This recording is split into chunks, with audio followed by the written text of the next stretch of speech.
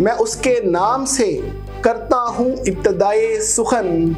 ज़मीने कुन से उगाता है जो ज़मीनो ज़मन, उसी के दस्ते करम से जहाँ में बटता है तमाम सुबह का सोना, तमाम रात की धुन।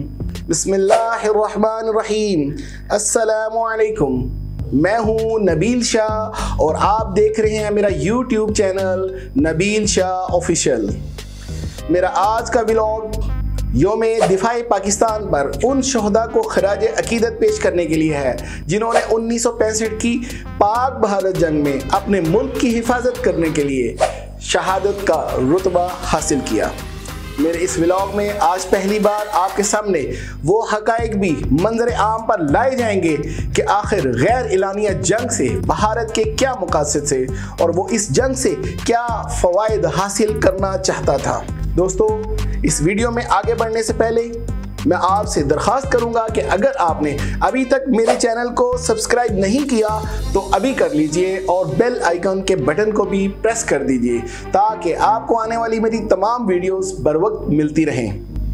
गुलों की बास चमन का निखार जिंदा रहे, खजाम भी टूटे तो लुत्फे बहार जिंदा रहे। हजार बार मैं पैबंदे खाक हो जाऊं, मेरा वतन मेरे परवरदिगार जिंदा रहे। दोस्तों, 6 सितंबर सन 1965 की वो स्याह रात, वो गहरी शब, वो अंधेरों में लिपटे बामोदर, वो फिजाओं में छाया सकूत गवाह थे कि किस तरह गिद्धों का ग्रोह शाहीनों की सरजमीन पर शब खूर मारने चला आया था। किस तरह काली माता के पैरोकार अंधेरों के बासी इस पाक सरजमीन पर चढ़ दौड़े थे जिसका जर्रा जर्रा नूर में गुंदा हुआ था।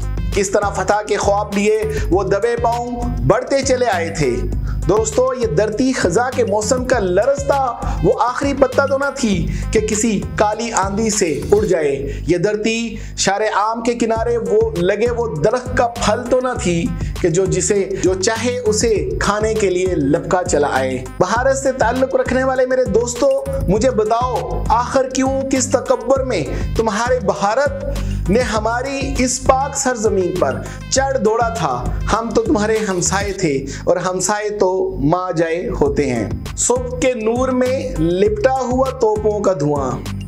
ये शेर मैं अपने हमसायों की नजर करता हूँ जो इस टाइम मेरा व्लॉग देख रहे हैं। सुबह के नूर में लिपटा हुआ तोपों का धुआं यूं मेरे घर के बामो दर से टकराया था। मैंने हैरत के दरीचों से जो बाहर झांका, मेरा घर फूंकने वाला मेरा हमसाया था। दोस्तों, उसे खबर न थी कि उसने किस कौम को ललकारा है। उसे खबर न थी कि उसने जमीन के गजब और आसमान के कहर को पुकारा है।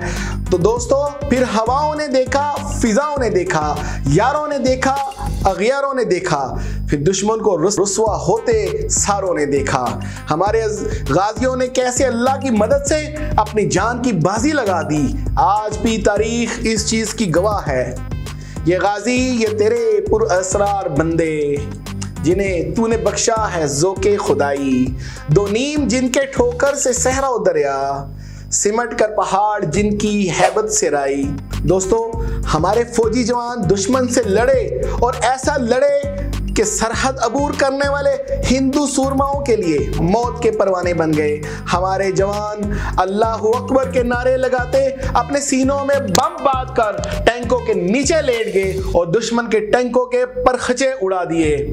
हमारी तीनों फौज दुश्मन के लिए सीसा पिलाई दीवार साबित हुई। दुनिया हैरान थी। रातों रात लाहौर को फतह करने के दावेदार यूएनओ के सामने घुटने टेकने पर, गिड़गिड़ा कर माफिया मांगने पर मजबूर हो गया था। दुश्मन गिद्धों की तरह भाग रहा था, अपना जंगी साजो सामान छोड़कर भाग रहा था और तो और अपना इलाका छोड़कर भाग रहा था, अपनी आबरू खाक में मिलाकर भाग रहा था। हमारे शेर ललकार रहे थे, मैदाने जंग बूटों की थरथराहट से कांप रहा था और हमारा दुश्मन जाए अमान ढूंढ रहा था। दुनिया हैरत से देख रही थी कैसे हम अपने से 100 गुना बड़े दुश्मन को शिकस्ते फाश दे चुके थे। काफिर है तो शमशीर पे करता है भरोसा, मुस्लिम है तो बेतेग ही लड़ता है सिपाही। दोस्तों, जहां हमारे गुलकार अपने मिली नगमों से जवानों का लहू गरमाते रहे, वहीं हमारे उलमाए कराम सरबसजूद होकर अल्लाह रब्बुल इज्जत से गिड़गिड़ा कर फतह की दुआएं मांगते रहे। और फिर दुनिया ने देखा कि नस्रुम मिनल्लाहि व फतहुन करीब कहते हुए और अल्लाहु अकबर की सदा बुलंद करते हुए हमारी अफवाज ने 17 दिनों की असाब शिकन मार्का राइक में अपने से 100 गुना बड़े दुश्मन पर फतह हासिल की। फतह हासिल करके एक तारीख रकम कर दी और ये वही हमारे शहीदों की कुर्बानी और गाजियों की बहादुरी थी कि फिर इसके बाद आज तक हमारे दुश्मन को दोबारा हमारी इन सरहदों को पामाल करने की कभी जुर्रत न हुई और हम आज एक आज़ाद रियासत बनकर आज़ादी से अपनी ज़िंदगी गुजार रहे हैं। दोस्तों, जैसा कि मैंने अपने व्लॉग के स्टार्ट में कहा था कि मैं आपको बताऊंगा कि सन 1965 की जंग से भारत क्या फ़वाइद हासिल करना चाहता था, तो मेरे अहम हिस्से को तवज्जो से सुनिएगा। पहली बार बहुत अहम मालूमात आप तक पहुंचाने जा रहा हूं। भारत ने जो 1965 में पाकिस्तान की सरहद अबूर करने की कोशिश की, तो उसे भारत के 4 अहम मकासद थे। अगर वो अपनी नापाक कोशिशों में कामयाब हो जाता तो वो क्या फ़वाइद थे, आइए वन बाय वन आपसे पहली बार शेयर करता हूँ। नंबर 1, भारत पाकिस्तान की शारत लाहौर को अपने कब्जे में लेना चाहता था ताकि पाकिस्तान को नेपाल, श्रीलंका, मालदीव और मकबूजा कश्मीर की तरह कठपुतली बनाकर अपना हुक्म चला सके और अपने असलहा और फौजी बर्तरी को साबित करना चाहता था। पाकिस्तान के ऑपरेशन जिब्राल्टर से होने वाली अपनी जानी और माली नुकसान का बदला लेना चाहता था। खास तौर पर 1947 में तकसीम से लेकर अब तक रन कुछ का वो मुतनाज़ा इलाका जिस पर पाकिस्तान अपना कब्जा जमा चुका था, वो इलाका भी वापस लेना चाहता था। नंबर 3, इस वक्त की भारतीय कमजोर सरकार जो नेशनलिज्म की बुनियाद पर बनी थी, इन पर पाकिस्तानी फौज के ऑपरेशन जिब्राल्टर की कामयाबी पर हिंदू बलवाइयों और इंतहा पसंद हिंदुओं का बहुत ज्यादा प्रेशर था कि पाकिस्तान से फौरी तौर पर बदला लिया जाए। इसलिए भारतीय सरकार को इन लोगों के हाथों मजबूर होकर भी ये हमाकत करनी पड़ गई थी। नंबर 4 और सबसे अहम पॉइंट, वक्त कश्मीर इशू बहुत उरूज पर था। भारत पर कश्मीर आज़ाद करवाने के लिए दुनिया भर का बहुत ज़्यादा प्रेशर था।